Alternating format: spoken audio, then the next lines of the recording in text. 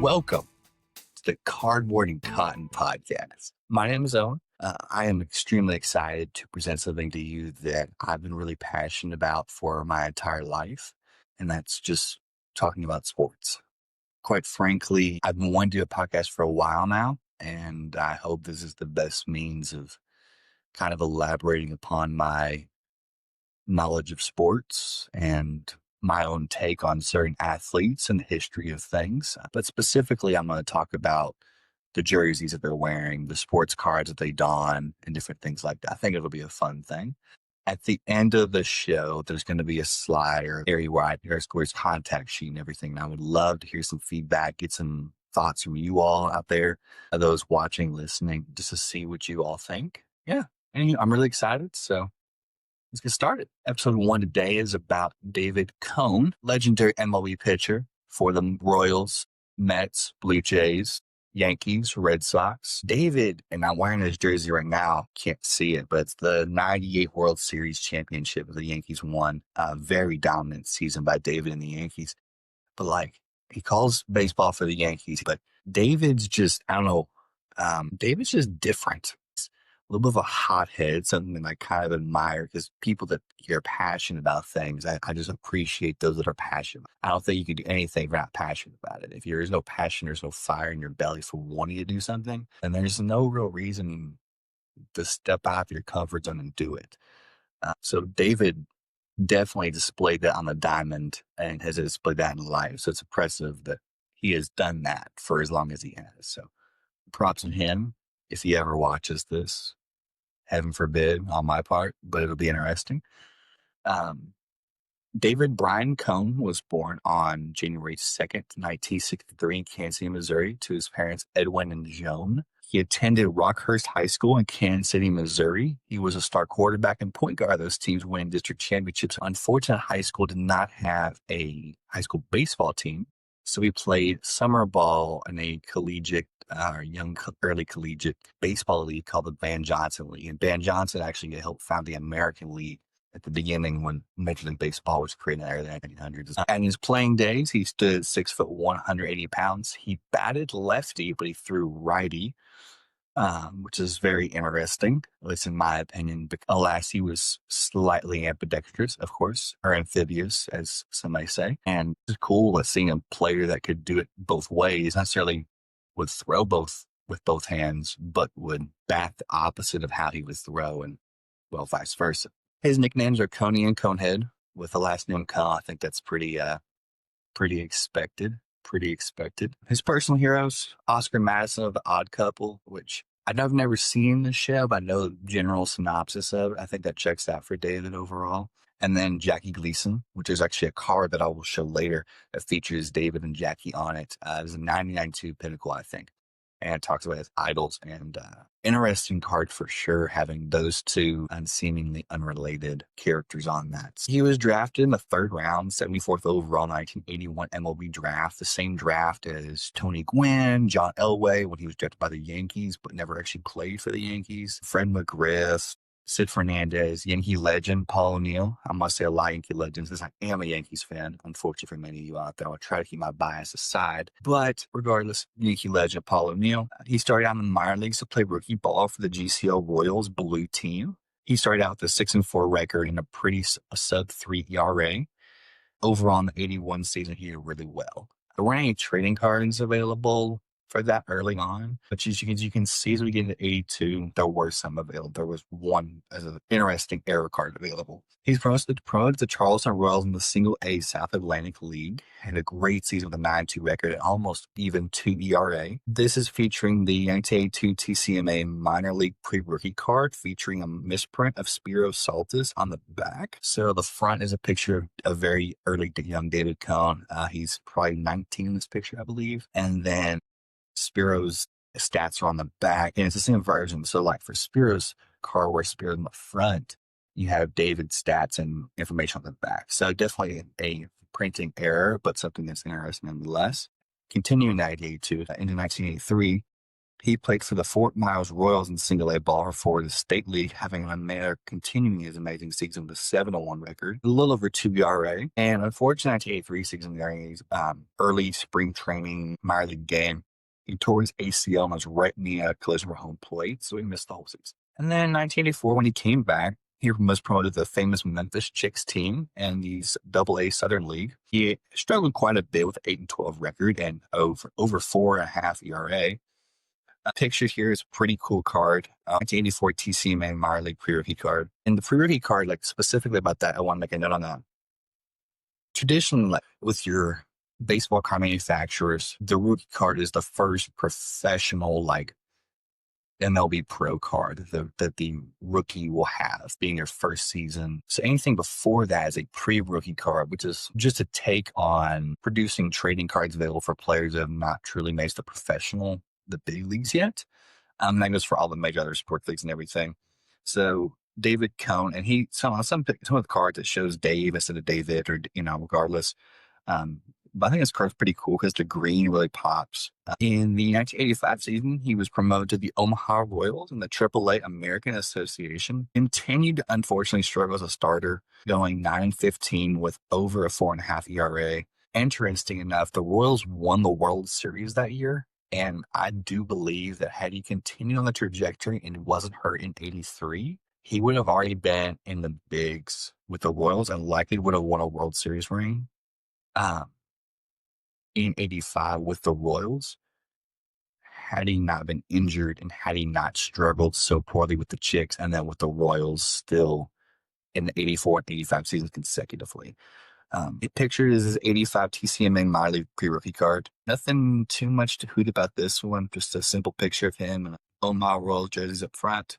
I like I like the neck on that jersey. Hey, it's pretty cool, especially the light blue, white, and the navy, or like the royal blue. That's new information on the back. So very basic minor league card. That's what traditionally you see from many minor league cards, even up today. It's just not a whole lot of information, just like basic name, number, go on and so forth. In the 1986 season, he remained with the Omaha Royals in the AAA American Association. Far better record, far better ERA. 8-4, 2.79 ERA.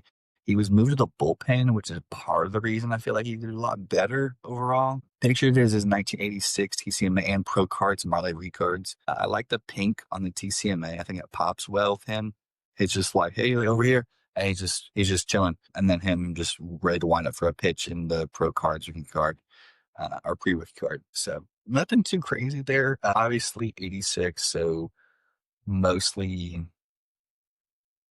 it's not primitive time for sports cards, but it's not like you're not getting jerseys yet. You're not getting autographs yet. It's very just, here's the trading card. Eventually you'll see some changes in design, changes in flair, things like that. And then, we don't have jerseys yet. It's hard to find old baseball jerseys, so we're continuing to dig. However, he was promoted in 1986 as well to the major leagues.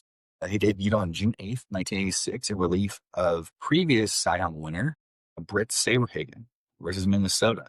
He stayed in the game for an inning. Cone was known for his strikeouts for sure.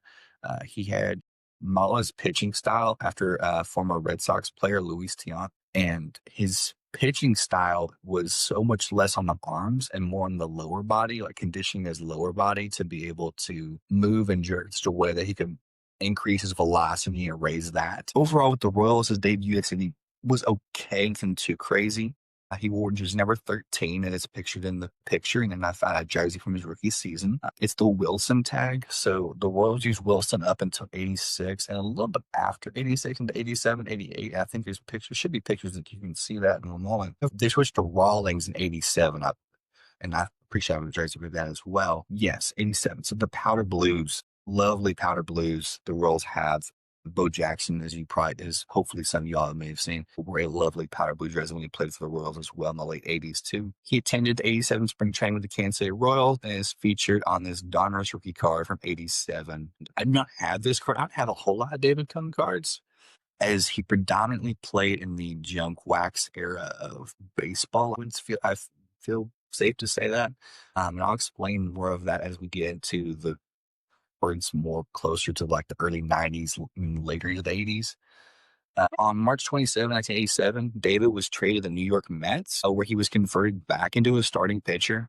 He had a 5-6 record and just a sub 4 ERA. Overall, fair season, positive WAR with a 1.1 wins above replacement. His 87 Donruss the Rookies Traded edition is featured on this with the nice Mets cap, which I feel weird saying that, but I like the blue the Mets have. Also featured is his Topps rookie, his Topps Tiffany rookie, and the note about the Topps Tiffany rookie, which is on the rightmost side, is typically it's a glossier finish. Topps Tiffany ran from like I want to say like mid 80s to early 90s, and had a white finish on the back, still the same stats and everything, but the glossy finish on the front, and it's supposed to be more of a rare chase card. Traditionally, it is. I would say sometimes, obviously, more beat up versions are not as so. But I love I like the wood like paneling back finish on the back of the card as the background, the border and everything. I think it looks really nice overall for the 87 edition of Topps. It features him more number 44, which later he changed to 17, and we'll get more into that later. Moving in 1988, he had an amazing season, easily one of his best professional seasons of his career. He had he went 20-3 with a 2.22 ERA, a 5.5 WAR, overall 870 winning percentage, which is crazy. That was his first 21 season of his career. He was the May 1988 NL Pitcher of the Month, and overall, I mean, David just lit it up. I mean, he was amazing. Strikeouts, only 80 walks. That's a crazy ratio right there. I mean, it's almost like 3-1. Overall, his 88 Fleer and 88 Topps is featured.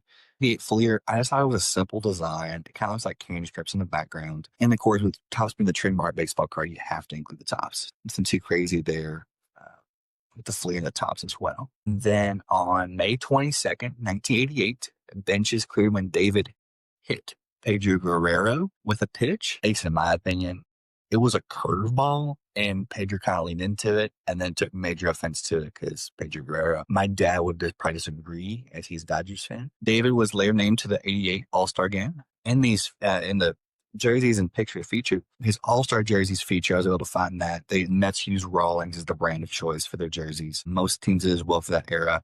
And then I found the All-Star batting practice jersey, the blue jersey that he's also wearing in the picture with those two fellow MLB All-Stars as well. Overall, the pinstripes, obviously being a Yankees fan, I'm really biased on that, but I love to look at pinstripes, especially on a jersey. As you can tell on these jerseys, also they're not like buttoned. So they're just pullovers. I would say it's pretty common for the era, depending on the team, of course, and the style of choice.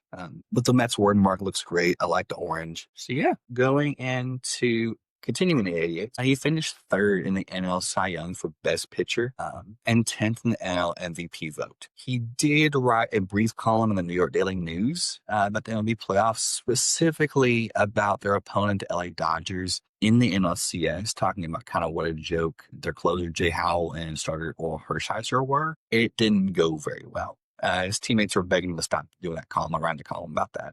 And eventually they lost to the Dodgers, unfortunately. However, featured is the 88 road playoff series that he wore likely against the Dodgers at some point. I think it's described as 88 East champs, so the division they're in the NL. Overall, it's crazy. Simple pullover jersey. I think every team should have a great jersey. I think there's only two teams currently that don't have a great jersey. It's for the road, typically. I think the Mariners and the Rays don't have one. Bring it back. Totally should. That way it looks weird the All-Star game and you're not playing in your road jersey if you're not wearing the home whites. Just my opinion. Going into 89, less than stellar season, but still really respectable. Overall, went 14-8 with a 3.5 ERA. 390 strikeouts, 74 walks, and featured as 89 Topps, Fleer, and Bowman cards. Topps, nothing of real importance or note. The Fleer is more of note, I would say. Nothing necessarily about David, but more of like the cards from an era. So as we continue to get into later in the 80s, early 90s, this is more of the junk wax period of trading cards, specifically baseball cards. And what I mean by that is where everything was just so overproduced to the point where the scarcity, the value point was very minimum. And it's quite familiar these cards like aren't crazy in value or price, depending on player, of course. But even then it's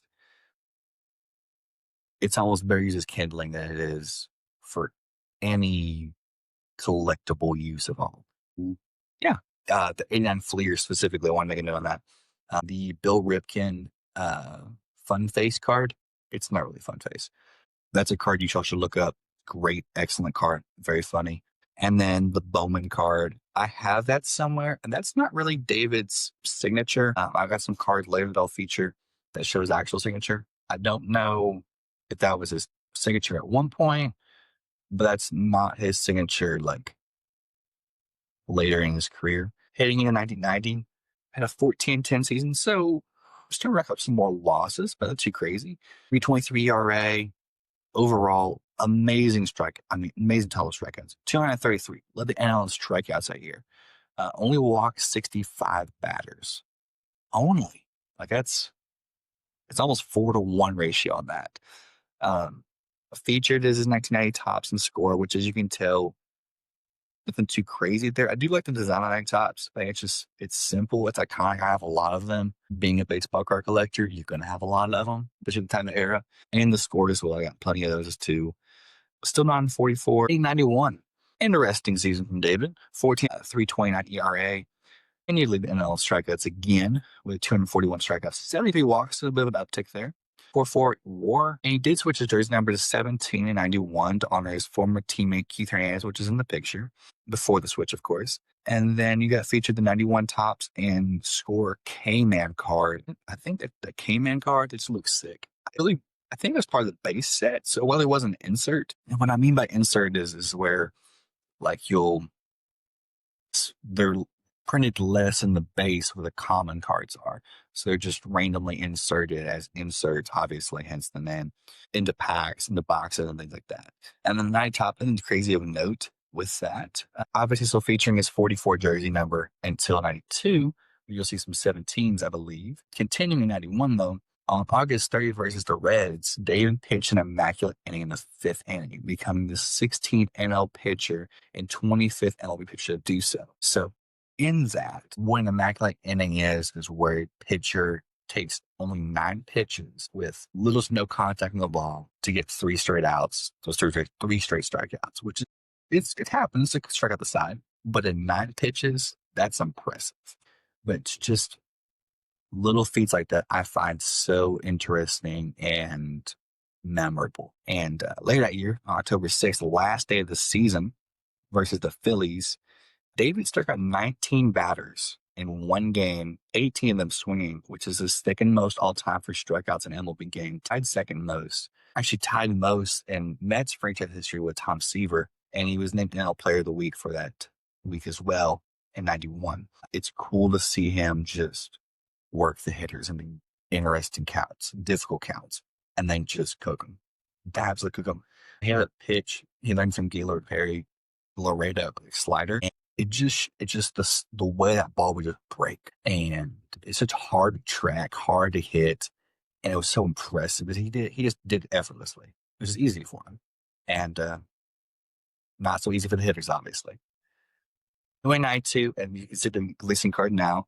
In a 13-7 season with 2.88 ERA, named NL Player of the Week for May 3rd, 1992, and he was an All-Star 92 as well. Featured is his tops, Fleer, and the pinnacle of the Idols card, obviously with Gleason. Nothing crazy to the tops. Tops is just, at this point in my mind, just printing money. Kind of somewhere depending in these days. With Fleer and everything, you got not a crazy design, very simple design, but you'll see in a moment what I mean by like reason why I included it in there. So the Idols cards, you get Lisa in the background, being the community is, and a very miniature David Cohn in his lap, which I just think that's just silly. Continuing on too, on the 27th of August, he was traded to Toronto Blue Jays, attending team, as the Mets at this point had slowly fallen out of favor and contentment as far as not with, honestly, just with David and his personality, but just be able to compete in that NL East. He continued to lead the MLB in strikeouts overall,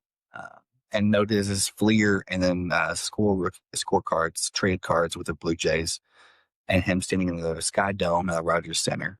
And he won his first World Series run with the Blue Jays that year. 92 Jays, World Series champs. Joe Condon. Really interesting stuff as far as coming as a transplant late in the season. And he just pitched well. Like he's exactly what the Jays needed at the time to get over the hump. Obviously, he lost some games, but like overall, that low ERA, that's pretty dominant from a starter, especially in that era. And he just did what he had to do. I do believe he wore jersey number 11. I don't know if I would picture it featured in that, but I'm pretty sure he wore 11 then. Going into 93, he signs a free agent with the Kansas City Royals back with the hometown team. Really struggled this year overall with the win-loss record of 11-14 and a 3.33 ERA. Only 191 strikeouts, walks went up to 114, but still had a 7.2 WAR. The Royals weren't easy good then, if I remember right, but they could. I mean, featured is his 93 Topps trade base card, has an OT 93 Topps base, have him still in the Blue Jays uniform. Featured is the inaugural year of Topps 5 as well. So this guy's baseball all-star. It's his jersey, number 17 at the time. And it's a home jersey for that era as well. I think on the patch it would be the left side from this angle on the top right corner. That should be the 25th anniversary of the Royals, I believe is what that is. And then it's got the Royals like logo patch in the other one. So pretty cool patches. I love little patches on that. Like as you can tell, the 98 World Series on my jersey, I'm wearing David's jersey. I just find it interesting, just simple design features and stuff like that on jerseys and cards. I think it's crucial and killer. Going 94, easily his most impressive season of his career, at least in my opinion. So he went 16-5 with a sub-3 ERA, 294 to be exact, 6.9 WAR, lower one the previous season.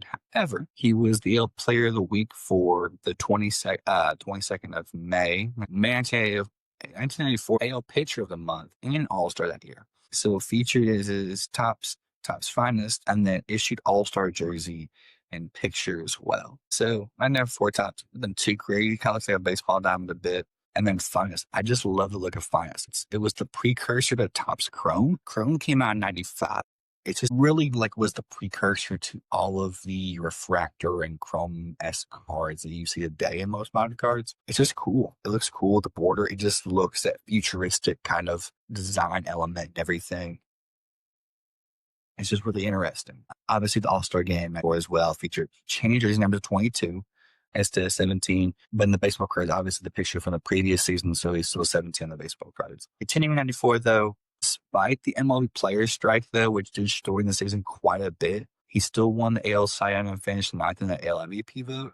I do believe, and the season continued because, he did a lot of work overall in the offseason to improve relations between the MLB Player Association and the league itself. As far as that, he was a big spokesperson for the players and advocate for that. He's always been one, like I said, as you can tell, with his passion and fiery attitude. He will stand up for others. He will stand up for himself, and he loves to speak his mind, which I think is great. Featured in the night is the 94 Donruss Triple Threads base card, but I think it's cool just having the bird mark at the bottom.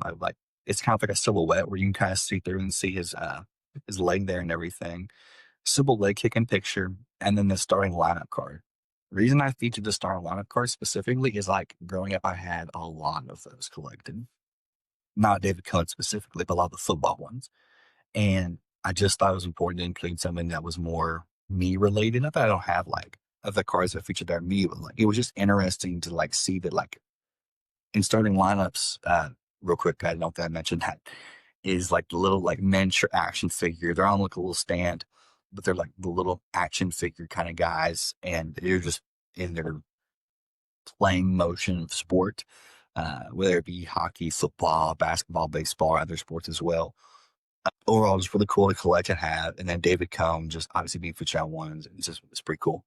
In 95, the Royals were pretty much done with him at this point.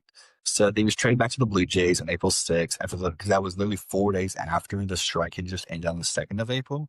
Pretty solid season, 9-6 record, 3.38 ERA, about a 4.5 WAR. Featured is his 95 home jersey. Actually, that one was gifted to the manager then, Ciro Gaston. And he signed a leave on the back. You kind of see in the picture if you zoom in. Is his jersey number and the stitching and everything. But I love the word mark the Blue Jays used for that. That was really cool. Good throwback, of course, but if they use it again today. Features also the 1995 Leaf Limited and the Sports Illustrated for Kids card. The Sports Illustrated for Kids card, I've got posters in the studio currently. You can't see them here, but on the other side. behind the camera, it, I just have all these other like big time athlete posters, and like I had the magazines growing up, and I collected the cars that were in them, and it was just such a nostalgic to see David featured on those. It was just cool growing up reading those magazines because it was like Dad had Sports Illustrated, I had Sports Illustrated for kids.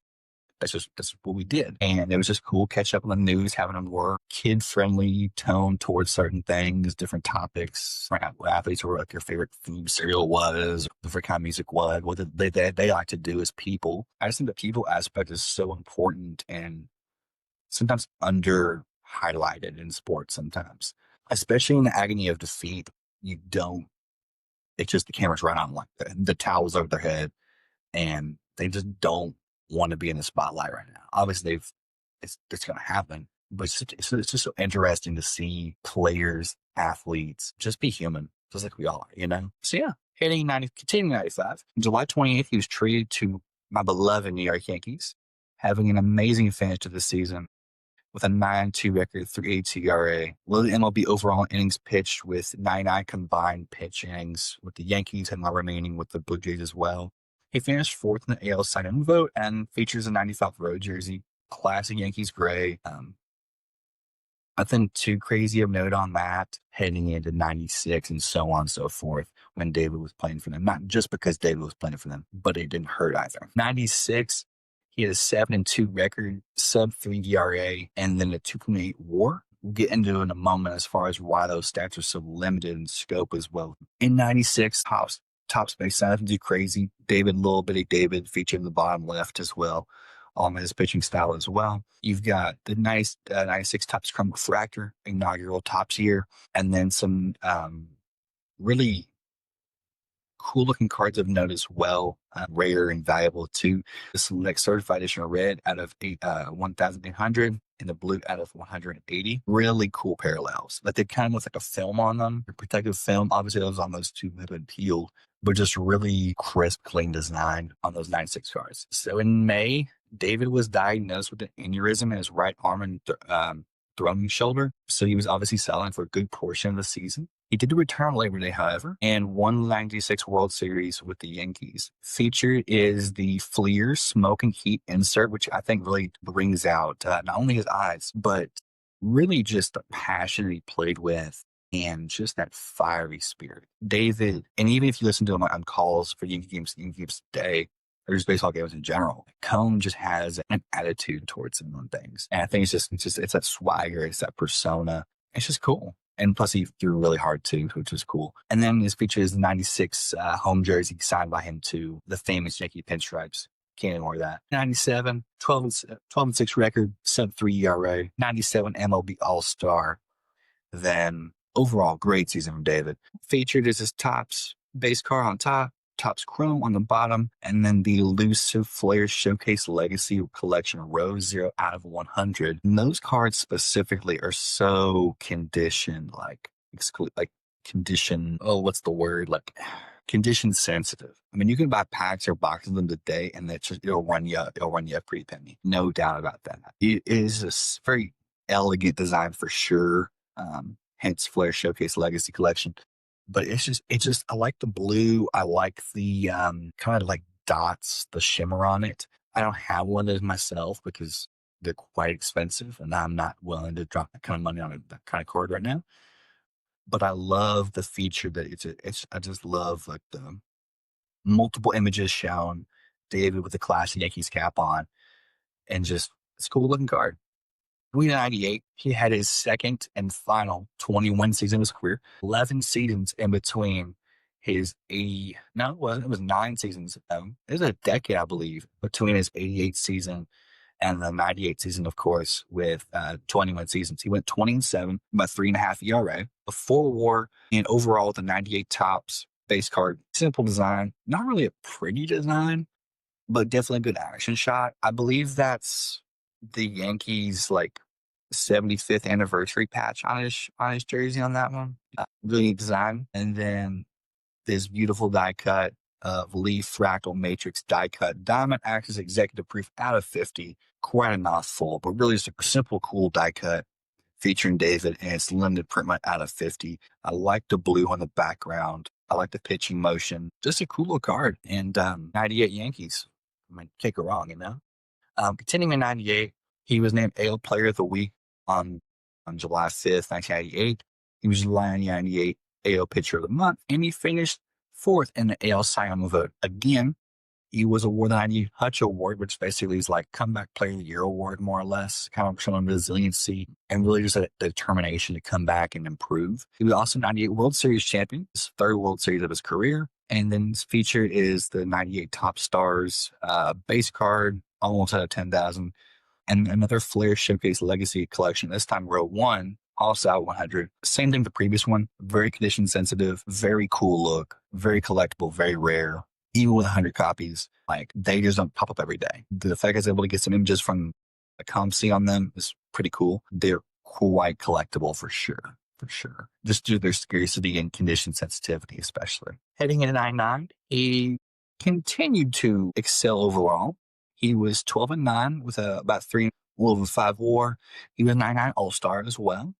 Featured is his 99 Topps opening day base card, and then 2 Pacific Prism holographic purple out of 320 and blue out of 80.